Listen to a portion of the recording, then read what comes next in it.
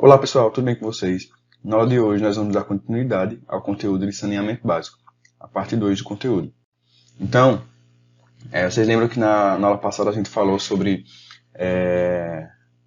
principalmente, um dos principais focos da aula foi a água, então forma de tratamento, e a gente viu que em regiões que não tem um saneamento básico adequado, a gente pode ter a proliferação de diversos micro-organismos na água ou no meio ambiente que pode provocar doenças. E essas doenças são causadas normalmente por parasitas. Então eu trouxe alguns parasitas, que esses parasitas são chamados de parasitas externos, que eles provocam diversos problemas ao indivíduo. Então a gente tem aqui a questão sobre parasitas e hospedeiros. Então aqui eu trouxe o piolho, o carrapato, a pulga, que eles são chamados de hospedeiros porque eles precisam de um indivíduo, que é chamado de hospedeiro, para conseguir sobreviver, para conseguir se alimentar. Então você vê que, por exemplo, um carrapato ou um piolho ele está incrustado no animal ou no ser humano, e ali ele consegue adquirir alimento a partir quando ele se aloja na pele do indivíduo, ele começa a sugar o sangue, que é rico em nutrientes. Então, a partir daí ele consegue se alimentar. Só que isso aí não é uma relação consentida. Então, o hospedeiro não quer ter o parasita, mas o parasita precisa do hospedeiro para conseguir sobreviver. Isso acontece não só com esses parasitas que são chamados de parasitas externos. A gente também tem os parasitas internos que ficam dentro do organismo. Então, um exemplo deles é a esquistossomose. A esquistossomose é proveniente do parasita esquistossomo, e ele é esse bichinho aqui, ó, bem feio. Então, o que acontece? Ovos dos esquistossomos normalmente são liberados em águas. Se a gente vê, por exemplo, uma região onde o esgoto, já que a gente está falando sobre saneamento, o esgoto ele não é tratado, às vezes são encontrados alguns ovos de parasitas nas águas de rios, de mares, de córregos, do que seja.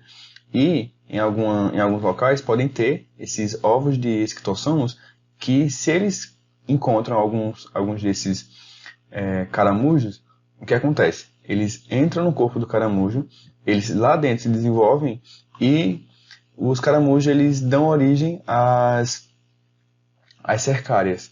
As cercárias são esses bichinhos aqui, que eles têm como se fossem uns dentinhos, que quando eles são liberados pelos caramujos, então se você está em um rio que não é necessariamente um rio poluído, pode ser um rio limpo, mas os rios limpos também eles têm contato com esses micro-organismos. Esse micro-organismo ele pode entrar em contato com a pele e ele entra por dentro da pele humana. Então ele vai entrar dentro da pele e ali ele vai se alojar em alguns órgãos, como é o caso do fígado. Ali ele vai se desenvolver e se transformar no parasita já desenvolvido, parasita adulto. E esse parasita ele pode lançar centenas de ovos por dia no nosso organismo, que depois vai ser liberado pelas fezes e aí vai dar início novamente ao processo. Então, sei lá, digamos que até uma pessoa que mora num sítio, por exemplo, que tem contato com esses bichinhos aqui, ele pode adquirir essa doença, aí se for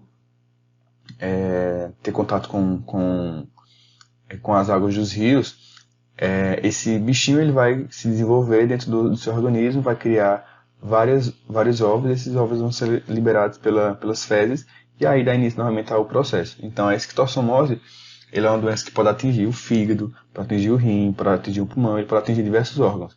Então aí a gente tem um problema sério de saneamento básico, que é um dos principais pontos dessa aula, que é o foco em algumas doenças. Mas essa não é a única enfermidade causada por um parasita, que são chamados de parasitas internos. A gente tem, por exemplo, a teníase. A teníase ela é causada quando a gente consome, por exemplo, carne de boi ou carne de porco mal passada. Então, essa carne ela pode ter esses micro-organismos que, quando a gente consome ele, a gente pode acabar se contaminando e desenvolvendo aí a teníase.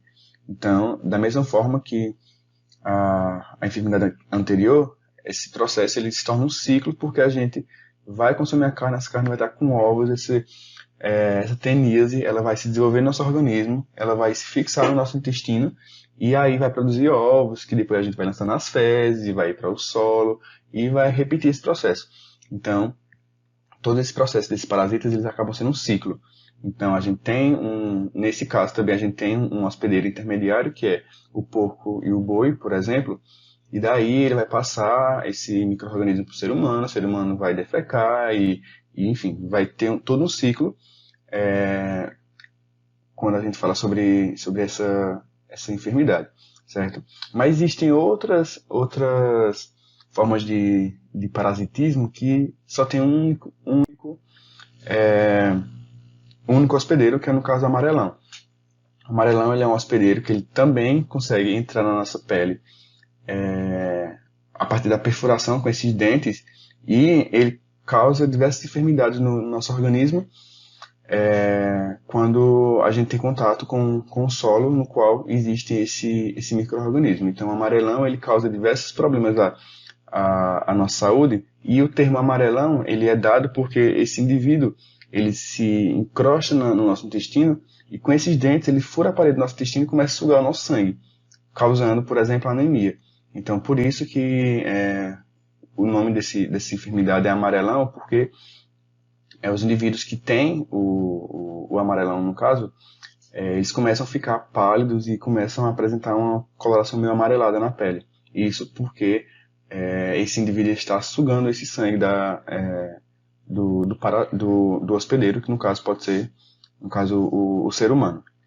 Então, para prevenir tudo isso que a gente acabou de comentar, a gente precisa passar por uma coisa chamada de higiene pessoal. Então, além da questão do saneamento básico, que é o mais importante, a gente pode, já que em algumas situações a gente não pode intervir no saneamento básico, já que é questões de uma cidade ter ou não ter um saneamento básico adequado, a gente pode se prevenir dessas doenças a partir de uma questão chamada de higiene pessoal, que vai de higiene do ambiente, a higiene do nosso próprio corpo, a higiene de alimentos. Então, vou citar aqui alguns exemplos de formas de prevenir essas doenças a partir da higiene. Então, aí a gente tem a higiene pessoal, cuidados que nós devemos ter. Então, por exemplo, tomar banho diariamente, escovar os dentes pelo menos 3 vezes ao dia, usar roupas limpas, cuidar do cabelo e das unhas, é uma das formas de a gente tratar a nossa saúde a partir da higiene. Lavar as mãos antes e depois de ir ao banheiro, lavar as mãos antes das refeições, evitar andar descalço, usar sandália e sapato, no caso. Ao lavar as toalhas e roupas íntimas, colocá-las para secar diretamente no sol e não as deixando dentro do banheiro ou na sombra. Cada pessoa da família deve ter sua própria toalha e escova de dente, evitando compartilhá-las. Evitar sentar em vasos sanitários de banheiros públicos ou em casa de pessoas desconhecidas. Evitar ficar muito tempo com roupas molhadas. Não compartilhar roupas íntimas, como calcinhas, cuecas, sutiã e com outras pessoas. Isso aqui é um dos exemplos de cuidados na higiene pessoal, para a gente não adquirir com facilidade alguns tipos de doenças. A gente tem a higiene também dos alimentos, que é, por exemplo, lavar bem as frutas e verduras com água limpa e deixar de molho por alguns minutos em vinagre ou hipoclorito de sódio. Cobrir os alimentos para evitar que moscas ou outros insetos pousem e ponham ovos. Evitar compartilhar copos, pratos, talheres ou qualquer objeto que seja levado à boca. E a gente também tem a higiene do ambiente, que é um dos mais importantes quando a gente fala sobre saneamento básico. Então a gente vê aqui, manter o quintal sempre limpo, não jogar lixo no quintal, não queimar nenhum tipo de lixo, nem mesmo nos quintais. Manter a casa limpa, higienizada, ventilada e com iluminação natural. Não fumar dentro de casa, no caso isso para vocês, isso não é uma opção, porque vocês não podem fazer isso, já que são menores de idade. Eliminar possíveis criadores de vetores de doença, no caso a gente evitar mosquitos da dengue, por exemplo, que é quando a gente deixa água parada, então ter cuidado com caixa d'água sem tampa, tambores, baldes e outros utensílios que possam acumular água. E se houver rede de esgoto em sua região, ou melhor, se não houver redes de esgoto na sua região, os banheiros devem ser construídos longe de poços de água, de nascentes ou de beiras de rio, considerando que vão ser necessárias a construção de fossas para esses locais, certo? Então, gente, esses foram alguns dos cuidados e algumas das doenças que a gente pode adquirir quando a gente não tem acesso a um saneamento básico de qualidade, mas a gente vê que existem formas de a gente conseguir se prevenir e não ter contato com esses micro-organismos, por exemplo, com esses parasitas que podem causar na gente diversas enfermidades, certo? Então, espero que vocês tenham gostado da aula e próxima semana a gente já entra com conteúdo novo, certo? Então, tchau e até a próxima semana.